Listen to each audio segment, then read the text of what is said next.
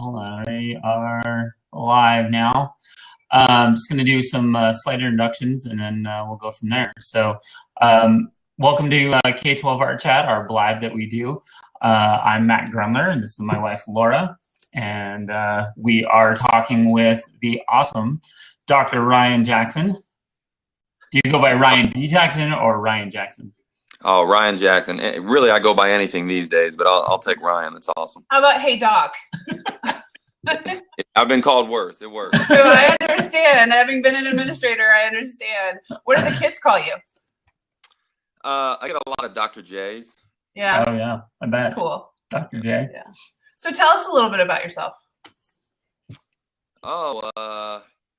Educator that kind of backed into the profession. I was originally wanted to be a filmmaker, so I produced my first feature film at 22 years old. I sold it shortly thereafter.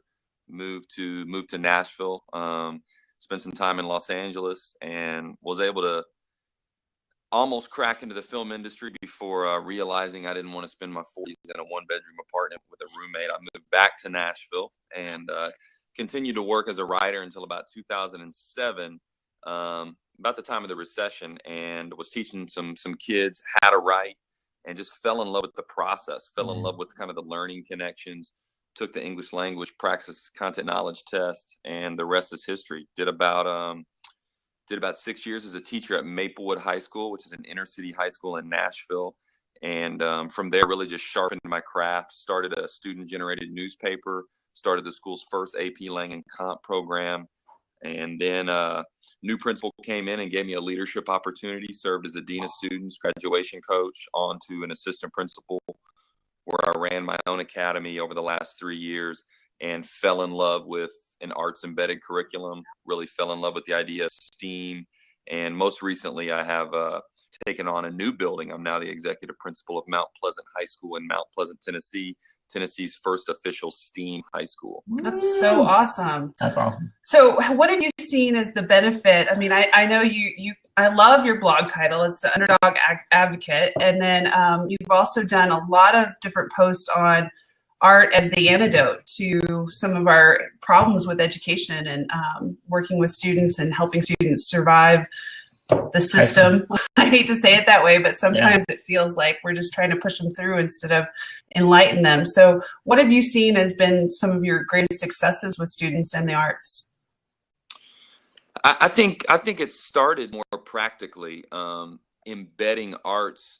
You know, I'm an experiential learning model kind of guy. So I want kids thinking like creators, not consumers.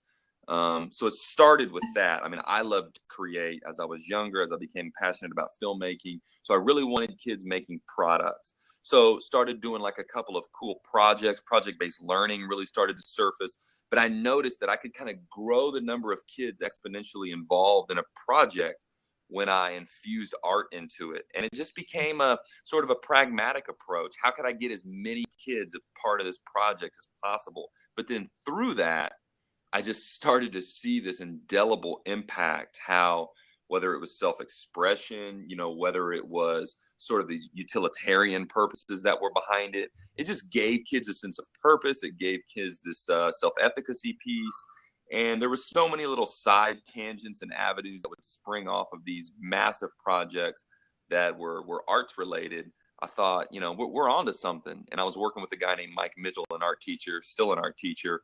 And the two of us, you know, really together figured out that the art antidote is nothing more than providing kids a platform to get that self-expression back in their lives. And then it impacts a culture as well. You know, art creates a kind of a general sense of buzz. It boosts mood. It's for interpretation. It's about dialogue, discussion, really shifted a culture where we were working.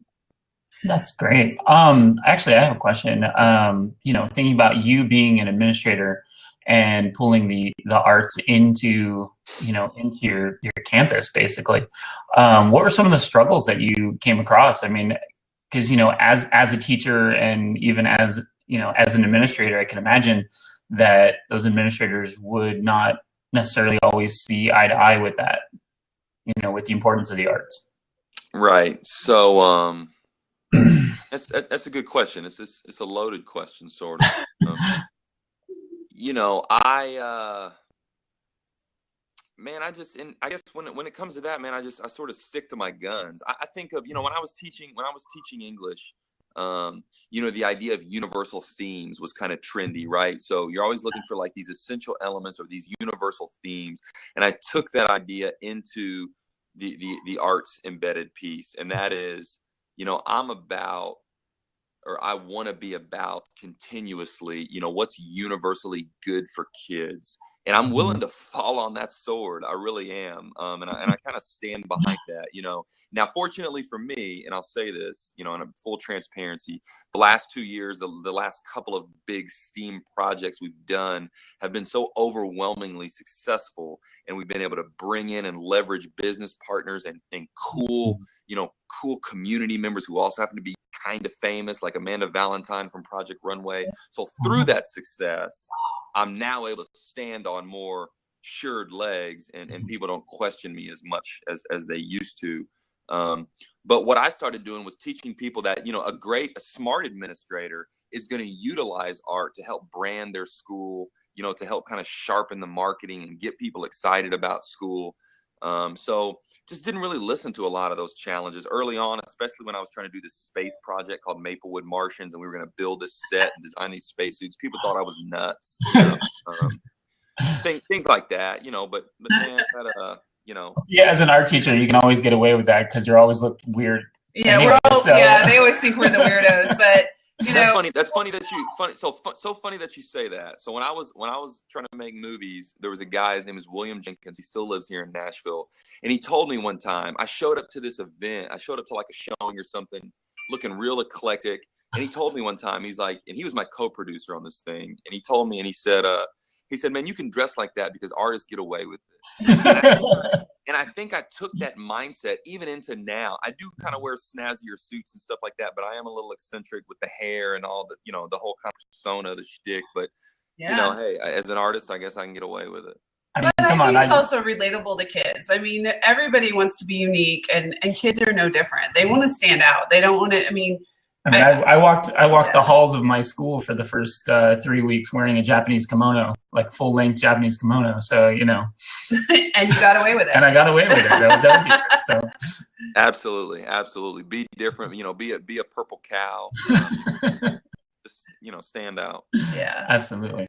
Hey, well, Twitter is taking off. It is 8:33 right now. So, if we want, we can pick up afterwards, or we can just see how the chat goes. But we're just really excited to have you, and everybody, like I said, it's starting to really blow up. People are on the chat already, and they're just really excited to hear from you. We're very thankful that we've come in contact with you, and so we hope to continue that.